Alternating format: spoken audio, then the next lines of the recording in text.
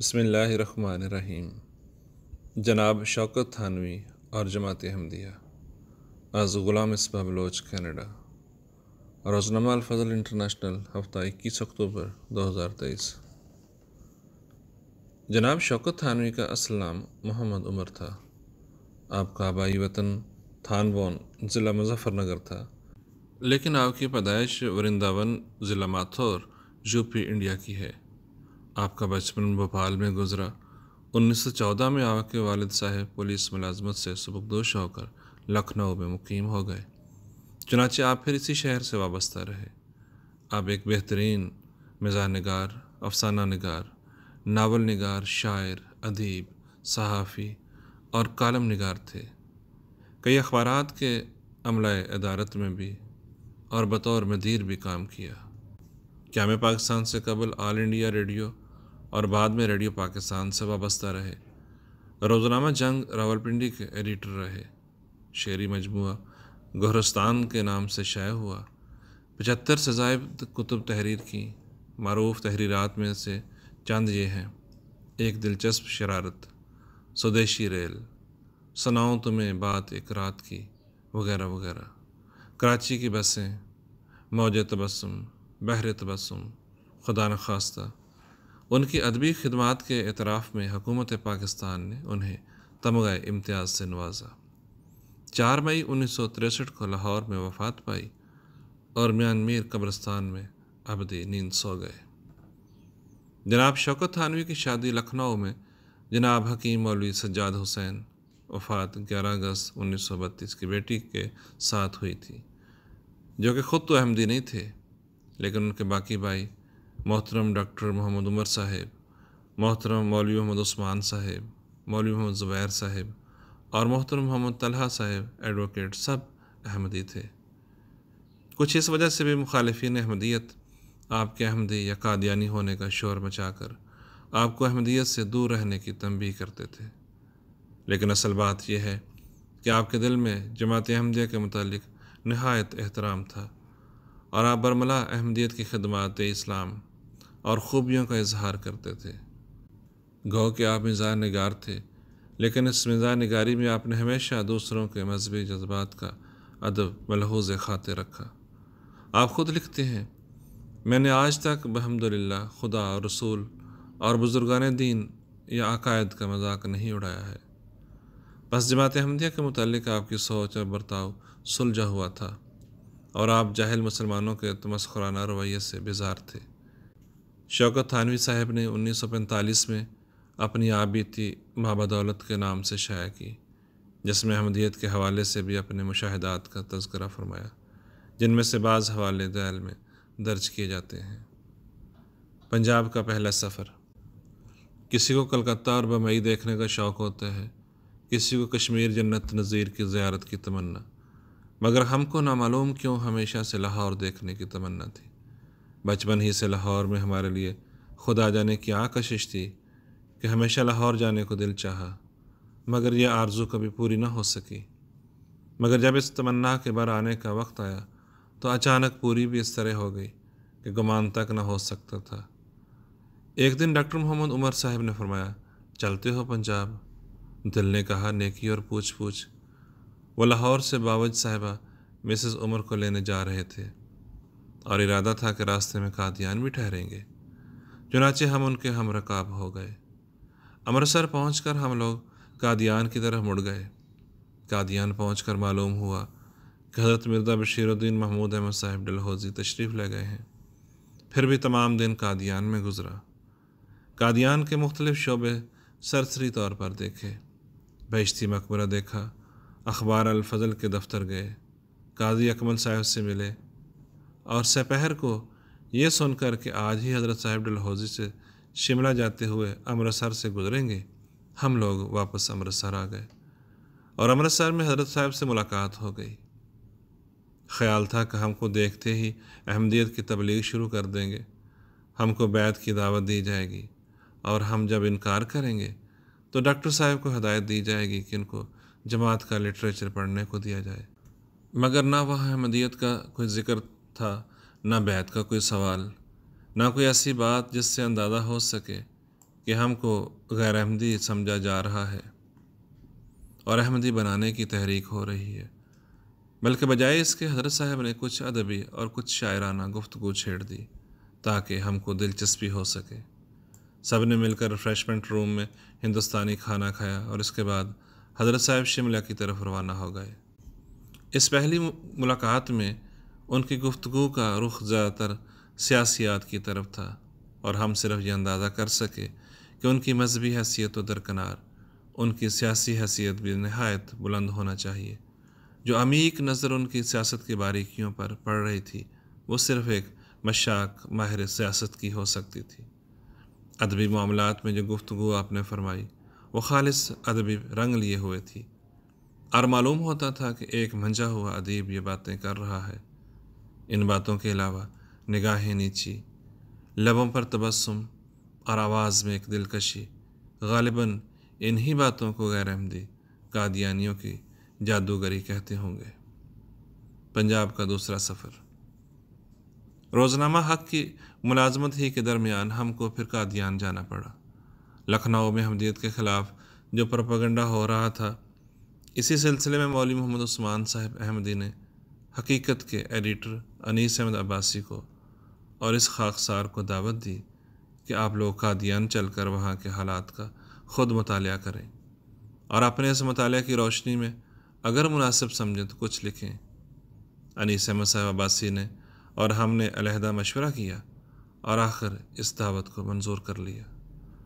اس مرتبہ قادیان پہنچ کر ہم لوگوں نے نہایت تفصیل کے ساتھ ہر شعبے کو تنقیدی نظر سے دیکھا، خود حضرت صاحب سے ملے اور دعوت بھی ان کے ساتھ کھائی۔ ہمارے اعزاز میں ایک مشاہرہ بھی منعقد کیا گیا، اسکول کو دیکھا اور حضرت صاحب کی مکمل سیکریٹریٹ کی سیر کی، جہاں ہر ایک شعبے کا علیحدہ ناظم تھا، اور جتنے ناظم تھے وہ سب نہایت اثار کے ساتھ اپنی اعلیٰ قابلیتوں کے باوجود نہایت قلیل معاوضے پر کام کر رہے تھے۔ برادر محترم مولوی محمد عثمان صاحب نے ہم دونوں کی تواضع اور آرام کا ہر ممکن انتظام ہر جگہ کیا اور آخر ہم سب ایک رائے قائم کر کے وہاں سے واپس ہوئے۔ انیس صاحب سیدھے لکھنؤ آ گئے اور مولوی محمد عثمان صاحب اور ہم لاہور گئے، اور لاہور کی اس دوسری سیر کے بعد اپنے آپ کو لاہور کا اور بھی تشنہ بنا کر واپس آ گئے۔ شوکت تھانوی، مرد آباد۔ جماعت احمدیہ کی طرف سے ہر سال جلسہ سیرت النبی صلی اللہ علیہ وآلہ وسلم ہوا کرتا تھا اور ہر جلسے میں ہم ایک نظم پڑھا کرتے تھے۔ مسلسل 4 سال تک ہم نے جلسے میں نظمیں پڑھی تھیں اور اب تک اس جلسے میں کسی قسم کا کوئی اختلاف نہ تھا، مگر ہم تو بڑے مبارک قدم واقع ہوئے ہیں جہاں اور جس معاملے میں ہمارا دخل ہو جائے پھر خیریت ذرا مشکل ہی سے نظر آتی ہے۔ چنانچہ جس جلسے کا ہم ذکر کر رہے ہیں اس کے لیے صدر ہم کو منتخب کیا گیا تھا اور لکھنؤ میں اس جلسے کے خلاف پروپیگنڈا ہو رہا تھا کہ یہ قادیانی جلسہ سیرت النبی صلی اللہ علیہ وآلہ وسلم کے پردے میں دراصل اپنی تبلیغ کرتے ہیں اور ان کی چالاکیوں کو مسلمان سمجھتے نہیں، بلکہ اس دھوکے میں چلے جاتے ہیں کہ یہ جلسہ سیرت ہے۔ مگر ہم پر اس پروپیگنڈے کا کوئی اثر نہ تھا۔ ہمارے پاس بھی لوگ آئے اور ہم کو منع کیا، مگر ہم اپنی رائے پر قائم رہے کہ یہ ذکر رسول صلی اللہ علیہ وآلہ وسلم ہے، اور ذکر رسول صلی اللہ علیہ وآلہ وسلم خواہ کسی جماعت کی طرف سے بھی ہو، ہر مسلمان کے لیے باعث کشش ہونا چاہیے۔ سمجھ میں نہ آیا کہ آخر اب اس اختلاف کی کیا وجہ پیدا ہو گئی۔ اب سے پہلے ہر سال بڑے بڑے غیر احمدی علماء نے اس جلسے میں شرکت کی تھی۔ غیر مسلم مقرر اس میں حضور سرور دو عالم صلی اللہ علیہ وآلہ وسلم کی زندگی پر اپنے خیالات پیش کرتے تھے۔ شیعہ اور سنی علماء ہر مرتبہ شریک رہے تھے، مگر اب اس جلسے کو یکایک احمدی حضرات کا ایک داؤ سمجھ لیا گیا تھا۔ بہر صورت ہم نے کسی کی ایک نہ سنی اور جلسے کی صدارت کرنے مقررہ وقت پر گنگا پرساد میموریل ہال پہنچ گئے۔ اس وقت بھی ہال کے دروازے پر ایک قسم کی پکٹنگ ہو رہی تھی۔ لوگوں کو جلسے کی شرکت سے روکا جا رہا تھا، مگر اس کے باوجود جلسے میں حاضرین کی تعداد کافی تھی۔ ہم نے ایک مختصر سے خطبہ صدارت کے بعد جلسے کی کارروائی شروع کر دی۔ مگر حاضرین جلسہ میں سے بہت سے حضرات اسی غرض سے آئے تھے کہ جلسے میں ابتری پیدا کریں۔ چنانچہ حال کے اندر ہی کچھ لوگوں نے شور و غل شروع کر دیا۔ ہم نے ایک مختصر تقریر میں پھر لوگوں کی توجہ اس طرف مبذول کی کہ آپ حضرات سنیما ہاؤسز میں خاموش بیٹھ سکتے ہیں اور تماشے کے اختتام پر خدا بادشاہ کو سلامت رکھے والا ترانہ نہایت ادب سے کھڑے ہو کر سنتے ہیں، مگر یہاں اس وقت شہنشاہ دو عالم صلی اللہ علیہ وسلم کا ذکر ہو رہا ہے اور آپ اس کو خود سننا تو درکنار دوسروں کو بھی سننے نہیں دینا چاہتے۔ فرض کر لیجئے کہ یہ جلسہ احمدیوں کا ہے، مگر ذکر کن کا ہو رہا ہے؟ جن کے نام لیوا آپ بھی ہیں، اور رویہ آپ نے یہ اختیار کیا ہے، گویا احمدیوں کی ضد میں آپ ان سے بھی بغاوت کر رہے ہیں جو آپ کے ہیں۔ مگر ان الفاظ کا بھی بہت کم لوگوں پر اثر ہوا، اس لیے وہ تو گھر ہی سے طے کر کے آئے تھے کہ جلسے میں ابتری پیدا کریں گے۔ تھوڑی ہی دیر میں جلسے کے باہر بہت کافی مجمع ہو گیا اور لوگوں نے نعرے بلند کرنا شروع کر دیے جو جماعت احمدیہ کے خلاف تھے، مگر اس کے باوجود جلسے کی کارروائی جاری رہی۔ مگر باہر کے شور و غل کا اثر اب حال کے اندر بھی پہنچنے لگا۔ آخر حاضرین جلسے میں سے ایک بزرگ نے کھڑے ہو کر کہا، میں جناب صدر سے استدعا کروں گا کہ وہ جلسے کی کارروائی ختم کر دیں، اس لیے کہ ہم کو ذکر حبیب سننے کے لیے جس سکون کی ضرورت ہے وہ یہاں حاصل نہیں ہو رہا۔ اس آواز کی تائید اور لوگوں نے بھی کی اور اسی وقت باہر سے پھر ایک طوفان اٹھا۔ اب جو نعرے بلند ہو رہے تھے وہ اس خاکسار کے متعلق تھے، یعنی شوکت تھانوی مرد آباد۔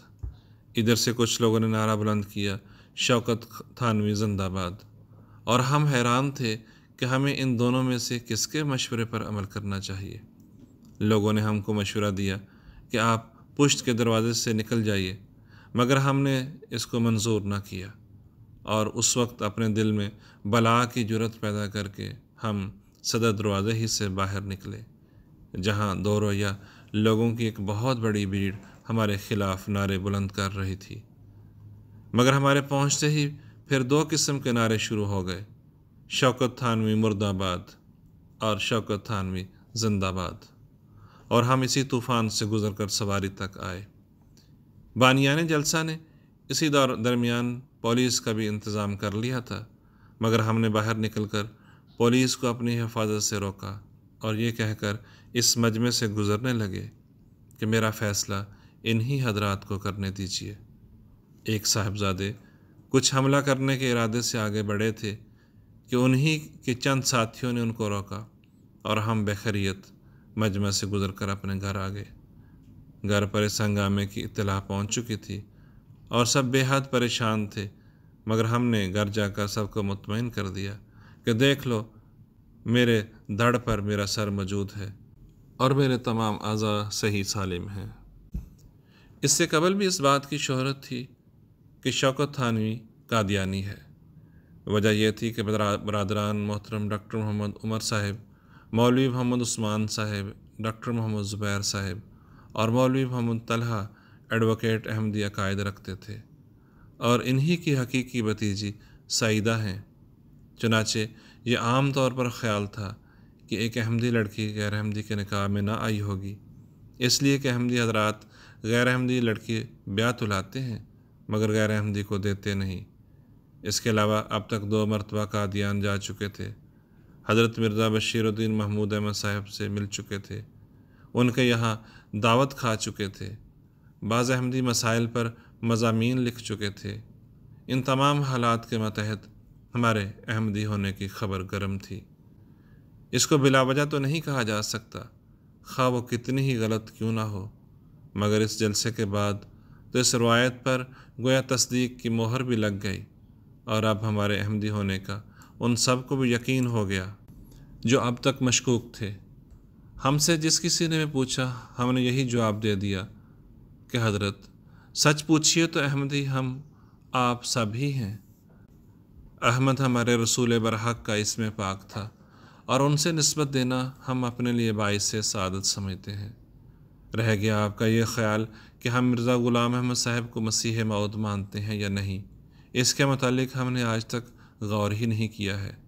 البتہ احمدی حضرات کے اسلامی جوش، ان کے اسلامی اصولوں پر سختی سے کاربند ہونے اور تبلیغ و اشاعت اسلام کے سلسلے میں ان کی دیوانہ وار سرگرمیوں کو ہم بے شک نہایت قدر کی نگاہوں سے دیکھتے ہیں، مگر اس کے باوجود لوگ یہی کہتے رہے کہ صاحب یہ کیوں کر ممکن ہے کہ شوکت قادیانی نہ ہوں اور سر ظفر اللہ خان ان کے دیوان پر گول میز کانفرنس کے اجلاس کی مصروفیتوں کے باوجود لندن میں بیٹھ کر تبصرہ لکھیں، اور خلیفہ صاحب قادیان اپنے خطبہ جمعہ میں ان کی سودیشی ریل کا ذکر کریں اور قادیانیوں کا اخبار الفضل ان کا ذکر اپنے کالموں میں کرے، مگر ہم نے اپنی احمدیت کی اس شہرت پر سنجیدگی کے ساتھ کبھی غور نہیں کیا، اس لیے کہ اول تو ہم مذہبی آدمی نہیں ہیں، دوسرے اگر مذہبی آدمی ہوتے بھی تو مذہب کے معاملے میں خدا کو یقین دلانے کی کوشش کرتے، نہ کہ اس کے بندوں کو۔ مذہب تو خدا اور اس کے بندوں کے درمیان ایک رشتے کا نام ہے، یہ کوئی سوسائٹی کی چیز نہیں۔ آپ کی اسوانی عمری کے علاوہ بعض دیگر جگہوں پر بھی آپ کی احمدیت کے خلاف تعصب اور کینے سے پاک سوچ کا ثبوت ملتا ہے۔ 1936 میں آپ کی ایک کتاب سودیشی ریل منظر عام پر آئی۔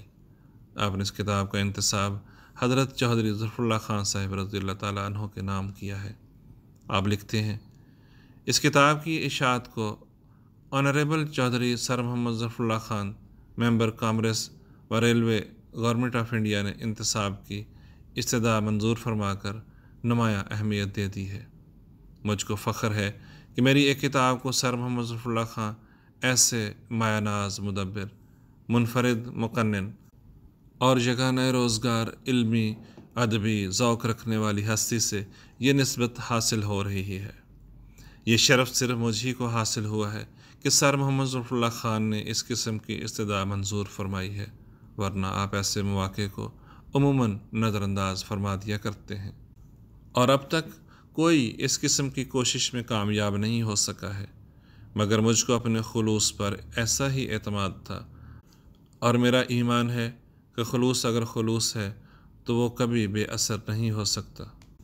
اس کتاب کا مقدمہ لکھنے والے خان بہادر محترم doctor Syed Najam uddin Ahmad Sahab Jafri, deputy director of information government of India نے اپنے مقدمے کے آخر پر لکھا، مجھے اس ثمر کی خوشی ہے کہ مصنف نے سودیشی ریل کو آنریبل چودھری سر محمد ظفر اللہ خان صاحب کے نام پر معنون کیا ہے، اس لحاظ سے کہ سر موصوف گورنمنٹ آف انڈیا کے ریلوے ممبر ہیں۔ یہ انتخاب نہایت برجستہ، برمحل اور موزوں ہے۔ اس کے علاوہ آپ کا ذوق ادب و علم بھی نہایت اعلیٰ ہے، اور آپ کی ذات میں بحیثیت انسان کی ایسی خوبیاں جمع ہیں جن کی جتنی بھی قدر کی جائے کم ہے۔ افسوس کہ سودیشی ریل کے بعد کے اشاعتوں میں اس انتساب اور اس مقدمے کو اڑا دیا گیا ہے۔ اسی طرح ایک مرتبہ جماعت احمدیہ لکھنؤ کے 5ویں سالانہ جلسے بمقام گنگا پرساد میموریل ہال کے موقع پر آپ نے ایک نظم کہی جس سے بھی آپ کی بے تعصبی اور مذہبی رواداری کا اظہار ہوتا ہے۔ آپ کی یہ نظم اخبار الفضل میں یوں درج ہے: تو کہاں لے آئی ہے میری رواداری مجھے، آج کرنا ہے بتا دے کس کی غمخواری مجھے، احمدی حضرات کی اس انجمن میں کہاں، ہو رہا ہوں اپنی شرکت سے میں خود ہی بدگماں، میں ہوں ان لوگوں میں جن سے مذہباً ہے اختلاف، باوجود اختلاف اس کا مگر ہے اعتراف، جس کے ہم سودائی ہیں خود اس کے شیدائی ہیں، یہی رشتہ ہم سے ہے جس رشتے سے بائی ہیں یہ، ہاں مگر ہم بائیوں میں باہمی ہے امتیاز، امتیاز ایسا ہے جس میں اب نہیں ہے کوئی ساز، ان میں جو جوش عمل ہے ہم میں وہ مفقود ہے، ہم نے جو کچھ کھو دیا ہے ان میں وہ موجود ہے، ان کی یہ تنظیم یہ شرازہ بندی دیکھیے، اور ہماری بے محل یہ خود پسندی دیکھیے، مردنی چھائی ہے اور غفلت میں ہم سرشار ہیں، یہ مگر مردہ نہیں زندہ ہیں اور بیدار ہیں۔ ان میں ہے وہ حلم جو اسلام کی پہچان ہے، ان میں وہ اثار ہے جو مسلموں کی شان ہے، ان میں مذہب کے لیے ایک ولولہ، ایک جوش ہے، ولولہ ہم میں بھی ہے مدت سے جو خاموش ہے۔ ہم کو دنیا کے جمیلوں ہی سے فرصت ہے کہاں، ان کو لے دے کر مذہب سے ہیں فقط دلچسپیاں۔ ہم نے مذہب کو کبھی سمجھا نہیں، جانا نہیں، کون ہیں ہم، کیا ہیں ہم، اپنے کو پہچانا نہیں۔ بس یہی مذہب ہے اپنا، طاق پر قرآن ہے، باپ دادا کا جو تھا ایمان وہ ایمان ہے۔ کفر سمجھے بیٹھے ہیں مذہب کی تحقیقات کو، جزو ایمان کر لیا ہے اوندی سیدھی بات کو۔ نکتہ چین ہم میں بہت ہیں، نکتہ رس کوئی نہیں، نکتہ چین ہم میں بہت ہیں، نکتہ رس کوئی نہیں، کام کرنے کے لیے ڈھونڈو تو بس کوئی نہیں۔ راہ حق سے ہم نے یہ مانا، یہ ہیں کھوئے ہوئے، ہم سے تو اچھے ہیں پھر بھی ہم تو ہیں سوئے ہوئے۔ گھر سے تو نکلا ہے لے کر ان کو شوق جستجو، نام تو اللہ کا لیتے ہیں جا کر چار سو۔ یورپ اور امریکہ میں ایک دوم ہے اسلام کی، ہم مگر کرتے نہیں کچھ قدر ان کے کام کی۔ قابل تقلید ہے دراصل یہ جوش عمل، اے مسلمانوں تعصب اس جگہ ہے بے محل۔ الفضل 16 اگست 1934۔ آواز نئی محمد باجوہ۔